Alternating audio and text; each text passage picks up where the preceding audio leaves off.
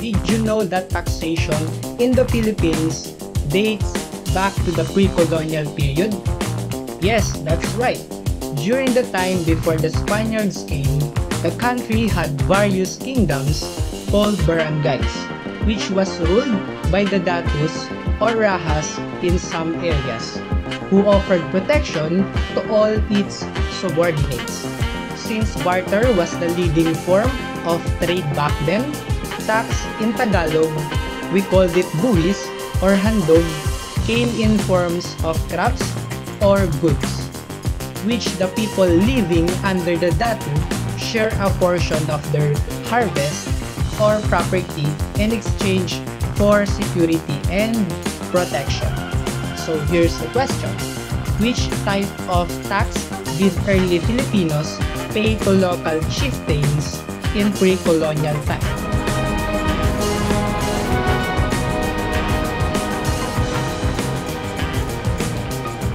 During the Spanish period, the Philippines saw the introduction of new taxes, a tax paid by Filipinos to the Spanish crown. The Spanish government required the colonized people to pay various types of taxes to maintain the colony. This system was burdensome for the local population, often leading to revolts. What was the name of the tax paid by the Filipinos to the Spanish crown during the colonial period?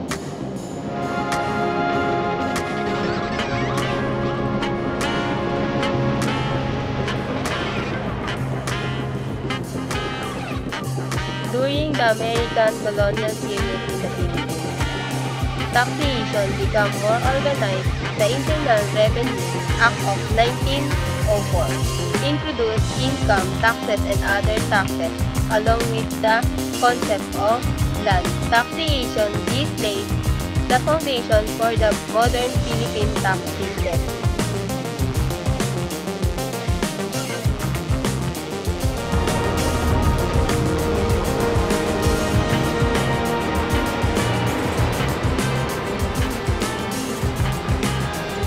The Americans, the Commonwealth period introduced the Philippine Income Tax Law, which laid down the foundations for the modern income tax system.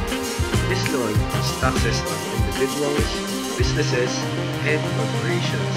It was a significant shift from the traditional forms of taxation during the Spanish era.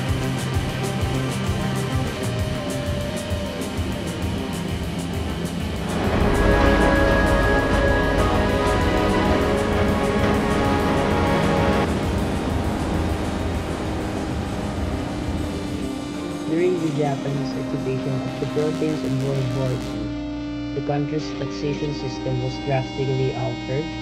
The Japanese introduced new taxes to fund their war efforts. These include foods and agricultural taxes, that place an even greater burden on the already suffering Filipino people.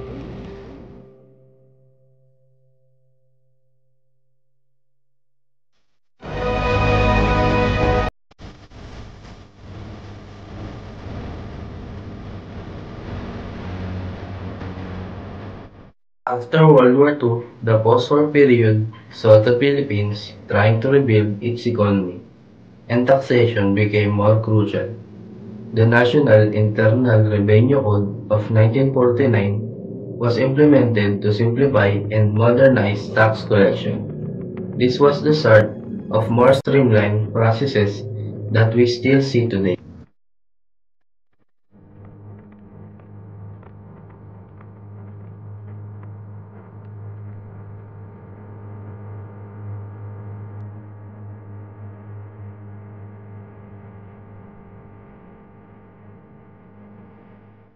With the rise of industries in the Philippines in the 1960s to 1970s, taxes became a vital tool in financing development projects.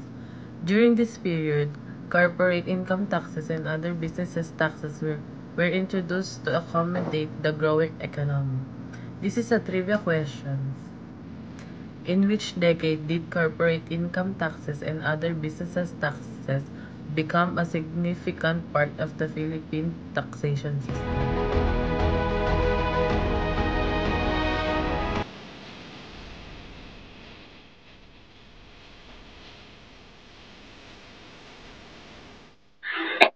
Moving forward, the Marcos dictatorship in the 1970s saw the government impose more regressive taxes, which placed a heavier burden on lower-income groups. This led to widespread public dissatisfaction and increasing economic struggles. In response, the tax reform program of 1986 was introduced to simplify the system, but many still felt burdened by high rates and inefficient collection methods. Trivia question. During which period were regressive taxes introduced, leading to widespread dissatisfaction with the taxation system?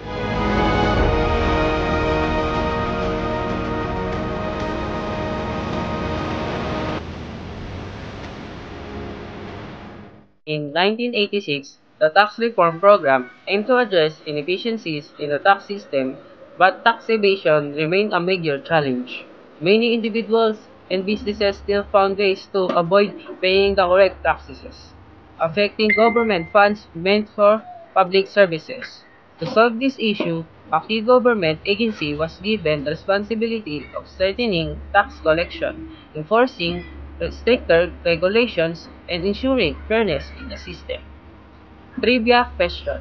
What government agency is responsible for improving tax collection methods and preventing tax evasion in the Philippines?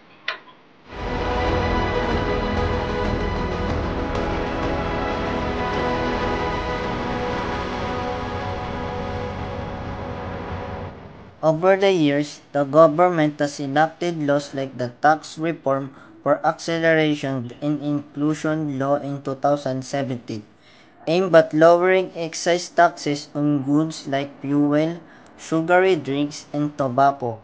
This was a part of the government's modernization of tax system to improve efficiency.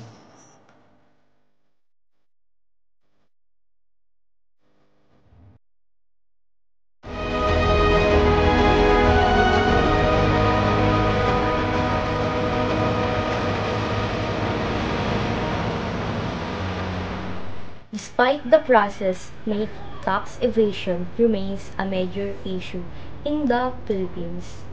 The government continues to focus on making down on tax evaders and improving the system. Efforts like Bureau of Internal Revenue's modernization are crucial for achieving a fair and effective tax collection system. Trivia question. What is one of the main issues the Philippine government continues to address in its tax system?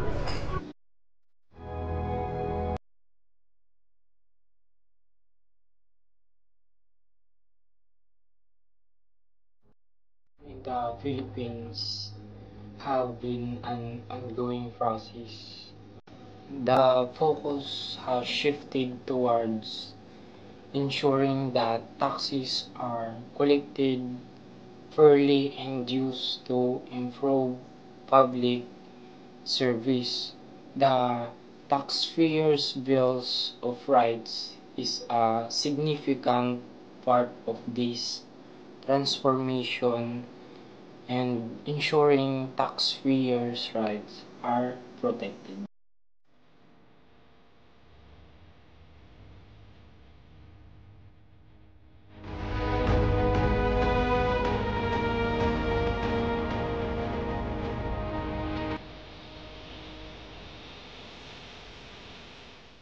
The Comprehensive Agrarian Reform Program, or CARP, is one of the most important programs in the evolution of taxation in the Philippines.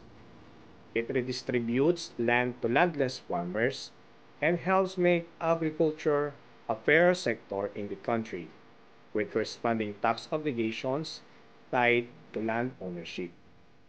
Trivia question. What program was implemented to redistribute land to landless farmers in the Philippines?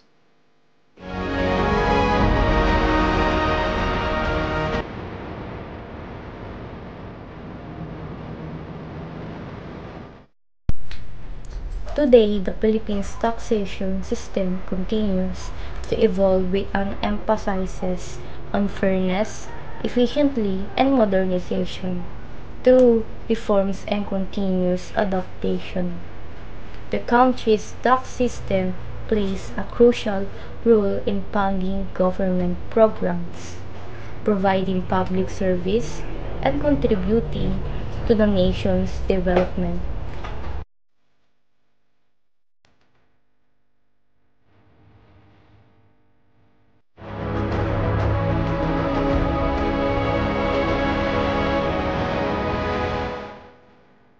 From the early days of pre-colonial Philippines, where the first forms of taxation were based on land and head taxes, to the Spanish and American colonial eras, taxation in the Philippines has continuously evolved.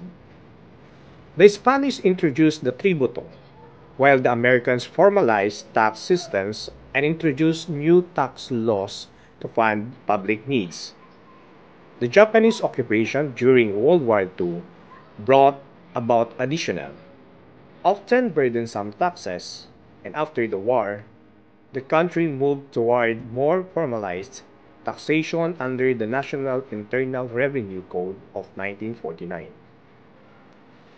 During the Marcos regime, taxes became a tool for controlling the economy.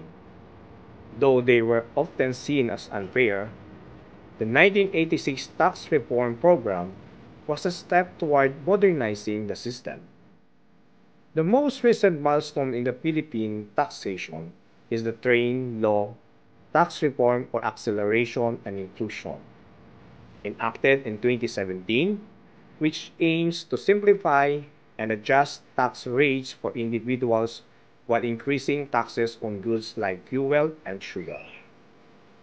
Today, the Philippines continues to modernize and streamline its tax system with efforts to combat tax evasion, improve tax collection, and ensure that taxes are used to fund essential public services and development. The country's tax system is central to achieving a balanced, fair, and prosperous society, ensuring funds are available for education, healthcare, infrastructure, and social services that support the Filipino people. Taxation is a vital part of any nation's development, and in the Philippines, it continues to evolve in response to the needs of the people and the challenges of governance. From its beginnings in the pre-colonial era through the tumultuous colonial times to the modern-day tax reforms, taxation plays a key role in shaping the country's economy and ensuring social justice and prosperity for all Filipinos.